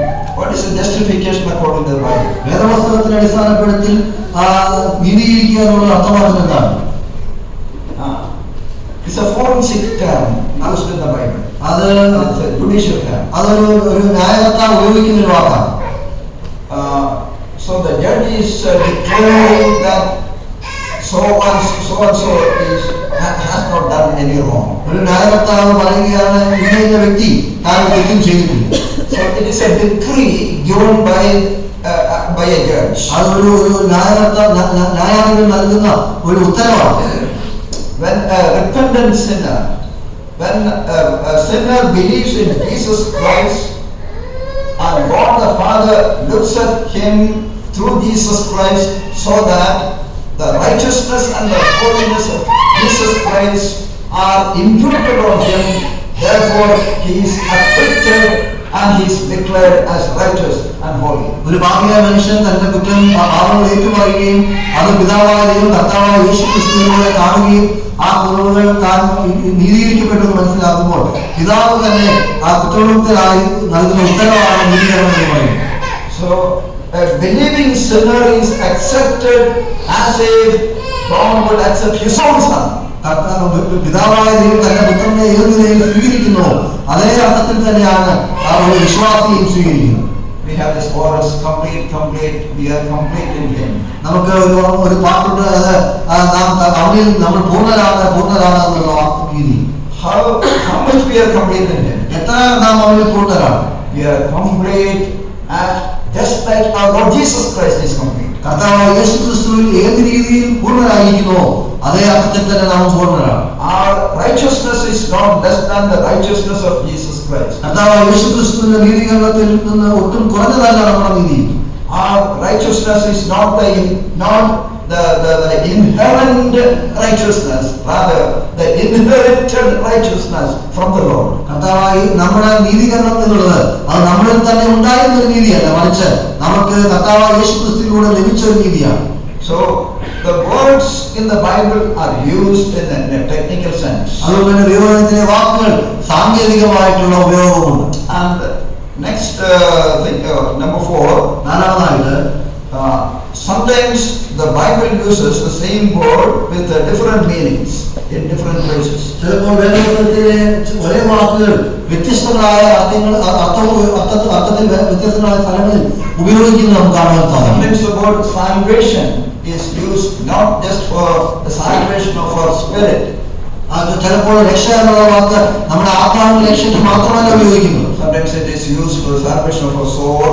നമ്മുടെ ആത്മാവിന്റെ രക്ഷയ്ക്ക് വേണ്ടി ഉപയോഗിക്കാം, ദേഹിയുടെ രക്ഷയ്ക്ക് വേണ്ടി ഉപയോഗിക്കും. Sometimes it is used for the salvation of our body. ചിലപ്പോൾ നമ്മുടെ ശരീരത്തിന്റെ രക്ഷയ്ക്ക് വേണ്ടി ഉപയോഗിക്കും. Sometimes it is used for escaping a danger. ചിലപ്പോൾ അപകടത്തിൽ നിന്ന് ഒഴിവുള്ളവരാക്കുവാൻ വേണ്ടി വാക്ക് ഉപയോഗിക്കും. Wherever we see the save, the word save or salvation does not refer to the same meaning. എവിടെയൊക്കെ നാം രക്ഷ എന്നുള്ള വാക്ക് കാണുന്നെങ്കിൽ അതിന്റെ എല്ലാ അർത്ഥം ഉണ്ടാകണമെന്നില്ല. Finally, there are figures of speech used in the Bible. അഞ്ചാമതായിട്ട് നാം ആലങ്കാരിക ഭാഷയും വേദപുസ്തകത്തിൽ ഉപയോഗിക്കുന്നു. If you don't understand the figures of speech correctly, we will end up with many problems. നാം ആലങ്കാരിക ഭാഷ വേദപുസ്തകത്തിൽ ഉപയോഗിച്ചത് ശരിയാണെന്ന് മനസ്സിലാക്കിയില്ലെങ്കിൽ അനേക പ്രതിസന്ധികൾ നാം പോയപ്പെടും.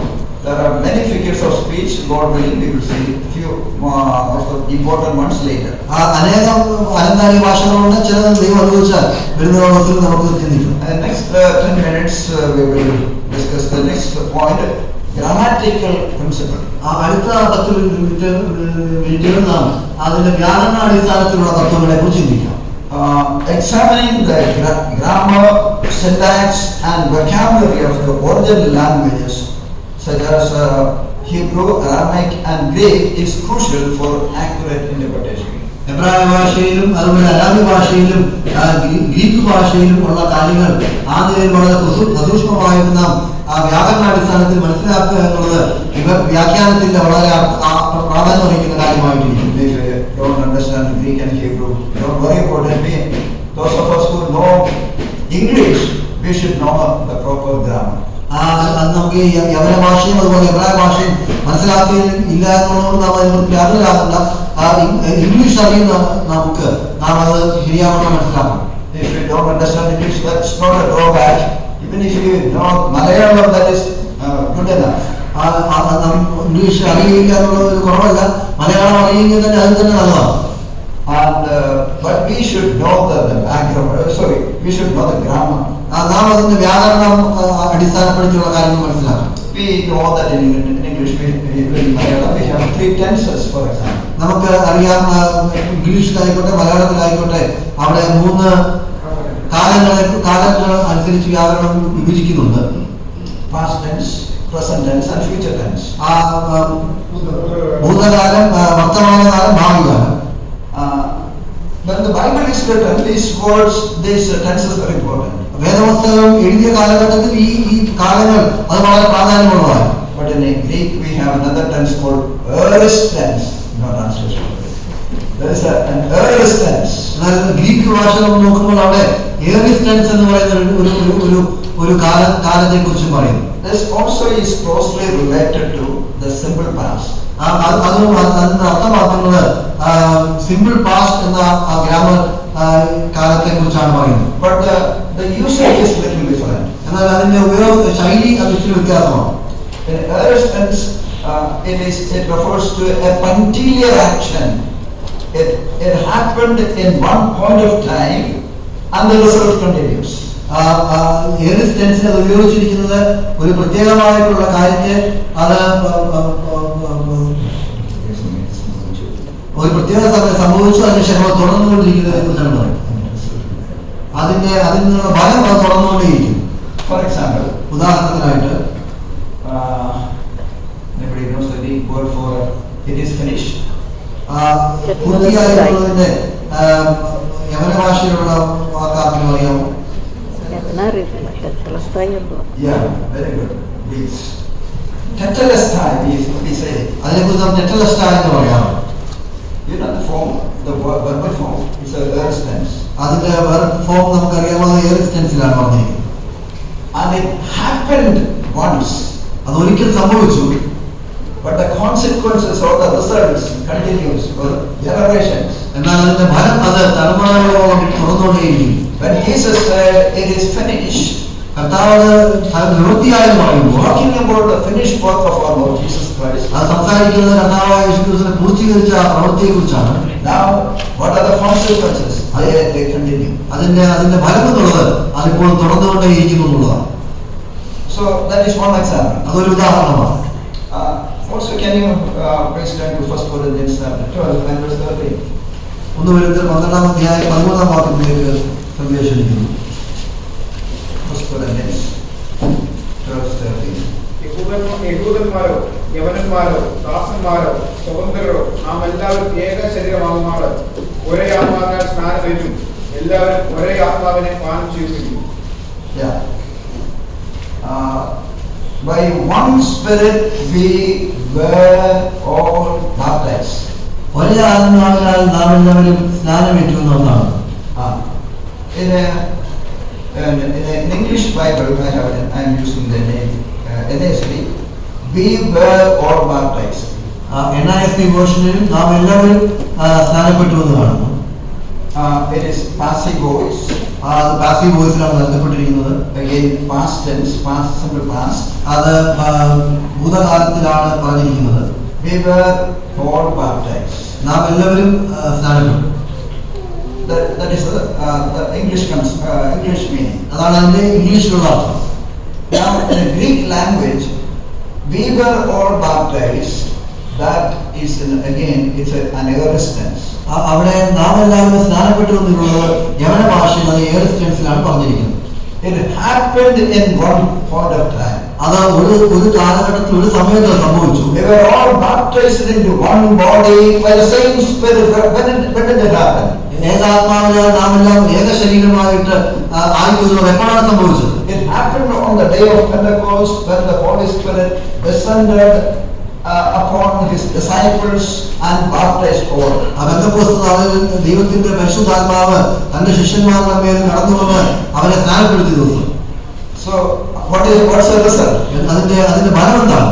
The metaphysical body was formed on the day of Pentecost. ആ നിലയിൽ പ്രത്യേകതരമായിട്ടുള്ള ഒരു ശരീരം ആ നിലയിൽ ഉണ്ടായിരിക്കുകയാണ്.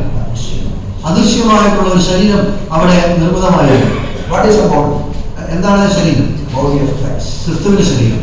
Referring to the Church of Jesus Christ. അത് കർത്താവായ യേശു ക്രിസ്തുവിന്റെ സഭയെ കുറിച്ചാണ് പറയുന്നത്. The Church of Jesus Christ, in God's point of view, was formed on the day of Pentecost with the Spirit's baptism. ആ കർത്താവായ യേശു ക്രിസ്തുവിന്റെ സഭയെ ദൈവത്തിന്റെ കാഴ്ചപ്പാടിൽ പെന്തക്കോസ്ത് നാളിൽ ആ നിലയിൽ ആത്മാവിനാലുള്ള സ്നാനത്താൽ സ്ഥാപിതമാണ്. All those elect ones, again coming to the election, all those elect ones were there in that baptism of the Holy Spirit. പരിശുദ്ധാത്മാവിന്റെ ആ സ്നാനത്തിൽ തിരഞ്ഞെടുക്കപ്പെട്ട എല്ലാവരും അന്ന് അവിടെ ഉണ്ടായിരുന്നു. The body of Jesus Christ was formed on that day. കർത്താവായ യേശു ക്രിസ്തുവിന്റെ ശരീരം അവിടെ അന്നാണത് ഉണ്ടാവാനിടയായത്. And they became the members of that body on that day. ആ ദിവസത്തിൽ തന്നെയാണ് നാമൊക്കെയും ആ ശരീരത്തിന്റെ അംഗങ്ങളായി തീർന്നത്. And after that, no additional member is added to this body. ഈ ശരീരത്തോട് അതിനുശേഷം ഒരു അംഗങ്ങൾ പോലും ചേർക്കപ്പെട്ടിട്ടില്ല. Because that body was formed there. കാരണം ആ ശരീരം അന്ന് അവിടെ വെച്ചാണ് അത് But ഉണ്ടാവാനിടയായത്. in practical sense, when we believe in Jesus Christ, we become the members of the body of Christ. എന്നാൽ പ്രായോഗിക തലത്തിൽ നാം കർത്താവായ യേശു ക്രിസ്തുവിൽ വിശ്വസിക്കുമ്പോൾ നാം ആ ശരീരത്തിന്റെ അംഗങ്ങളായിത്തീരും. Romans chapter 6 verses 3 and 4. റോമാലേഖനം 6-ാം അധ്യായം 3-4 വാക്യങ്ങൾ. That very often we read it in connection with water baptism. അത് നാം പലപ്പോഴും ധാരാളമായിട്ട് ജലസ്നാനത്തോട് ബന്ധപ്പെടുത്തി വായിക്കാറുണ്ട്. But it is more apt to read the spirit baptism there. എന്നാൽ അത് ഏറ്റവും ഉത്തമമായിരിക്കുന്നത് ആത്മാവിനാലുള്ള സ്നാനത്തെ കുറിച്ച് ചിന്തിക്കുന്നതിനാണ്. In Malayalam it is said we were joined to the body. In order to join Jesus Christ, we are baptized. അവിടെ നാം മലയാളത്തിൽ കാണുന്ന യേശു ക്രിസ്തുവിനോട് ചേരുവാൻ സ്നാനമേറ്റവരാണ്. When did it actually happen? എന്നാൽ അത് യഥാർത്ഥത്തിൽ എപ്പോഴാണ് സംഭവിച്ചത്? Practically, the day when we have accepted the Lord Jesus Christ as our Savior. പ്രായോഗികമായി നോക്കുമ്പോൾ നാം കർത്താവായ യേശു ക്രിസ്തുവിനെ നമ്മുടെ രക്ഷിതാവായി സ്വീകരിച്ച ദിവസം. That's the day that we are joined. We have joined our Lord Jesus Christ. ആ ദിവസമാണ് നമുക്ക് നാം കർത്താവിനോട് ചെയ്യുവാനിടയായിട്ടുള്ളൂ. But in God's point of view, this happened on the day of Pentecost when the body of Jesus was formed. എന്നാൽ ദൈവത്തിന്റെ കാഴ്ചപ്പാടിൽ പെന്തക്കോസ്ത് നാളിൽ കർത്താവായ യേശുക്രിസ്തുവിന്റെ ശരീരമായ സഭ രൂപീകരിക്കപ്പെട്ട ദിവസം അന്നാണ് ഇത് സംഭവിച്ചത്. That was the day that we all became the members of that body. ആ ശരീരത്തിന്റെ അംഗങ്ങളായി നാമൊക്കെയും ചേർന്ന ദിവസം അതാണ്. So Romans chapter 6 verse 4 is basically talking about spirit baptism. അതുകൊണ്ട് തന്നെ റോമാലേഖനം 4-ാം വാക്യം അത് ആത്മസ്നാനത്തെ കുറിച്ചാണ് പറയുന്നത്. Water baptism signifies that important truth that yes, we are joined to the body of Christ. We are identified with Jesus Christ in his death, burial and resurrection. കർത്താവായ യേശുക്രിസ്തുവിന്റെ മരണ പുനരുദ്ധാനത്തോട് നാം ഏകീകരിക്കപ്പെട്ടിരിക്കുന്നു എന്നുള്ള വലിയ സത്യം നാം ജലസ്നാനത്തിലൂടെ അതിനെ വിളിച്ചു പറയുകയാണ്. Another important truth, മറ്റൊരു വലിയൊരു സത്യം Galatians chapter 2 and verse 20. Galatia ലേഖനം 2-ാം അധ്യായം 20-ാം വാക്യം. Apostle Paul says, I have been crucified with Christ. അപ്പോസ്തലനായ പൗലോസ് പറഞ്ഞ ക്രിസ്തുവിനോട് ക്രൂശിക്കപ്പെട്ടിരിക്കുന്നു. Was Paul there when Jesus was being crucified? കർത്താവായ യേശുക്രിസ്തു ക്രൂശിക്കപ്പെട്ടപ്പോൾ പൗലോസ് അവിടെ ഉണ്ടായിരുന്നു. Yes, spiritually. ഉണ്ടായിരുന്നു ആത്മീയമായിട്ട്. When Jesus was being crucified, Paul was there. കർത്താവായ യേശുക്രിസ്തു ക്രൂശിക്കപ്പെട്ടപ്പോൾ പൗലോസ് അവിടെ ഉണ്ടായിരുന്നു. Even Paul Varghese also was there. Paul വർഗീസും അവിടെ ഉണ്ടായി. And we all were there. നാം എല്ലാവരും അവിടെ ഉണ്ടായിരുന്നു. Spiritually we were there in the Lord. ആത്മീയമായിട്ട് നാം അവനിൽ അവിടെ ഉണ്ടായിരുന്നു. The same concept we find in Ephesians chapter 2. എഫെസ്യർ 2-ാം അധ്യായത്തിൽ ഈ കാഴ്ചപ്പാടിനെ നമുക്ക് കാണാൻ We കഴിയും. are raised up with Christ. ക്രിസ്തുവിനോടുകൂടെ നാം ഉയർത്തപ്പെട്ടിരിക്കുന്നു. We are seated with Christ in heaven. സ്വർഗ്ഗസ്ഥലങ്ങളിൽ അവനോടുകൂടെ നാം ഇരുത്തപ്പെട്ടിരിക്കുന്നു. Again, so in God's point of view, ദൈവത്തിന്റെ കാഴ്ചപ്പാടിൽ the work is already done. ആ പ്രവൃത്തി പൂർത്തീകരിച്ചതാണ്. Romans chapter 8 verse 29. റോമാലേഖനം 8:29 Whom he predestined, മുന്നറിഞ്ഞവരെ them he called. അവൻ വിളിച്ചു. Whom he called, വിളിച്ചവരെ them he justified. അവനെ അവൻ നീതീകരിച്ചു. Whom he justified, നീതീകരിച്ചവരെ them he glorified. അവൻ മഹത്വീകരിച്ചു. But glorification has not taken place practically in our lives. എന്നാൽ പ്രായോഗികമായിട്ട് തിരസ്കരിക്കപ്പെടുക എന്നുള്ളത് നമ്മുടെ ജീവിതത്തിൽ സാധ്യമായിട്ടില്ല. In God's point of view, it's already taking place. എന്നാൽ ദൈവത്തിന്റെ കാഴ്ചപ്പാടിൽ അത് സംഭവിച്ചിരിക്കുന്ന ഒരു കാര്യമാണ്. So the word, the aorist tense, the aorist tense is very important in the Bible. വേദപുസ്തകത്തിൽ അതുകൊണ്ട് തന്നെ aorist tense അത് വളരെ പ്രാധാന്യമുള്ള ഒരു കാര്യമാണ്. Before I conclude, ഞാനത് അതിൽ ചുരുക്കുന്നതിന് മുമ്പായിട്ട് let me read one more aorist tense word used in Hebrews chapter 2. എബ്രായ ലേഖനം 2-ാം അധ്യായത്തിൽ ഉപയോഗിച്ചിരിക്കുന്ന മറ്റൊരു aorist tense ഞാൻ നിങ്ങളെ കാണിക്കട്ടെ. Verses 3 and 4. 3-4 വാക്യങ്ങൾ. How shall we escape if we neglect so great a salvation? After it was at the first spoken through the Lord, and it was confirmed to us, the word confirmed to us is aorist tense. By those who heard, God also bearing witness with them, both by signs and wonders and by various miracles and by the gifts of the Holy Spirit according to his own will. കേട്ടവർ ഓർപ്പിച്ചെന്ന ഇത്ര വലിയ രക്ഷ ഗണ്യമാക്കാൻ പോയാൽ എങ്ങനെ തെറ്റുകഴിയും? നാം പ്രസ്താവിക്കുന്ന എങ്കിൽ കർത്താവ് താൻ പറഞ്ഞു തുടങ്ങിയത് ദൈവം അടയാളങ്ങളാലും അത്ഭുതങ്ങളാലും വിവിധ വീര്യപ്രവൃത്തികളും തന്നെ ഇഷ്ടപ്രകാരം പരിശുദ്ധാത്മാവിനെ നൽകിക്കൊണ്ട് സാക്ഷി നിന്ന് ഉറപ്പിച്ചു തന്നു.